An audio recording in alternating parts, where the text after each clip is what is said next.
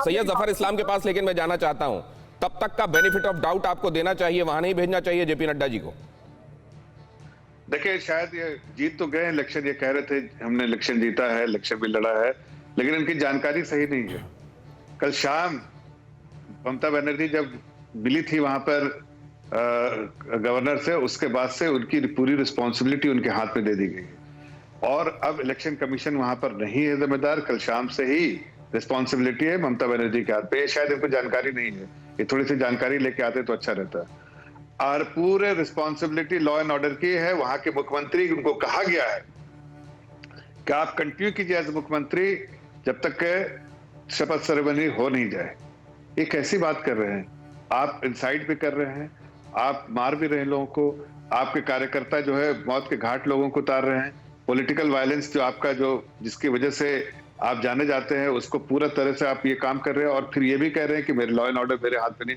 जो पकड़ने की आप जो सुझाव दे रहे हैं कि इलेक्शन कमीशन के इशारे पे लोग पकड़ लेते, आपके पास है लॉ एंड ऑर्डर, पकड़ के दिखाइए, गिरफ्तार कीजिए। हमारे पास सूची है, आदरणीय नड्डा जी ने बताया भी सूची वहां के लोगों को। क्या क्या सूची है? जिसके परिवारजन के लोगों को मारा गया है, वो सारे लोगों को पहचानते थे, उन्होंने पूरी सूची दी है, नाम पता दिया है। आप उनको पकड़िए और उनको फौरन कार्रवाई कीजिए उस पर, तब समझ में आता। ये आप जो हाथ जो पल्ला झाड़ने का काम कर रहे हो गलत है। विवेक जी की राय लेता हूं, क्या ये जानकारी उनके पास नहीं थी?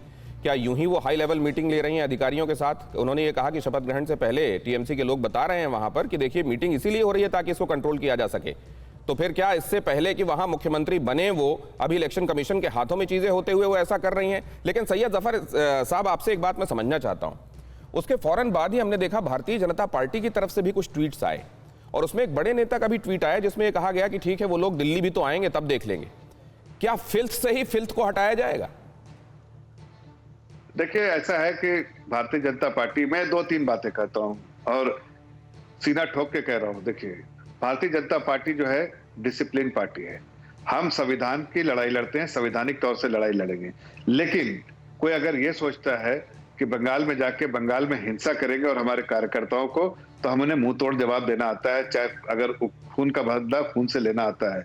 हमारे तरफ अगर बार बार आंख उठा के देखेंगे इस तरह से और हमारे कार्यकर्ताओं को डराने का काम करेंगे, तो हमें आता है कि कैसे अभी ये जो आप कह रहे हैं जफर इस्लाम साहब, क्या ये कानून को हाथ में लेने वाला नहीं है?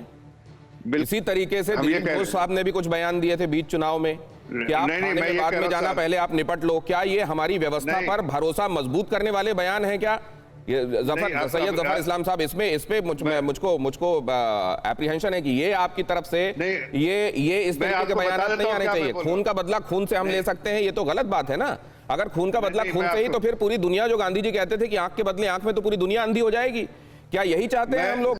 अड़ी सोमवार से शुक्रवार शाम 6 बजे सिर्फ TV9 भारतवर्ष पर।